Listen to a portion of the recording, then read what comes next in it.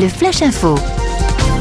C'est devenu une habitude depuis 2005. Ce matin, la préfecture de la Manche et Areva, l'opérateur des usines de la Hague, organise un exercice de crise à l'occasion de tester le plan d'intervention de l'établissement et de vérifier sa capacité à réagir vite en cas de crise. Dès le déclenchement de l'opération, la direction mobilisera les personnels du site, préviendra les pouvoirs publics et les tiendra régulièrement informés. Plus que jamais, la population est invitée à y participer. Dans un rayon de 5 km autour de l'établissement, et les accès seront bouclés par la gendarmerie et l'on demandera aux populations de se mettre à l'abri.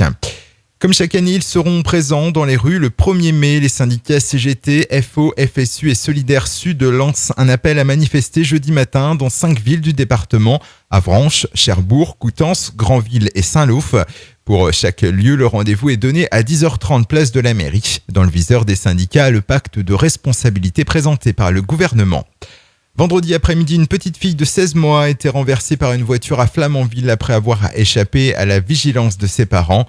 Transportée d'urgence au CHU de Caen, elle semble aujourd'hui hors de danger et ne devrait avoir aucune séquelle, même si elle souffre de quelques blessures. L'ouverture du Leroy Merlin annoncée pour la mi-octobre. Hier matin, le directeur du futur magasin de bricolage à Tolva était sur le chantier pour faire le point de l'avancement des travaux. Si la pose de la première pierre a eu lieu début janvier, les travaux avaient commencé en octobre 2013. Un an de travaux pour ce chantier dont le planning a été respecté malgré de nombreux jours d'intempéries. Et puis après une première édition à Saint-Lô en 2012, c'est à Cherbourg d'accueillir l'événement baptisé l'Odyssée du jeu vidéo. Ce week-end, des passionnés vont investir la salle des fêtes avec consoles, manettes, jeux et surtout leur connaissance du monde virtuel. Tout le week-end prochain, des ordinateurs seront à la disposition du public pour tester, seuls ou à plusieurs, nouveaux et anciens jeux.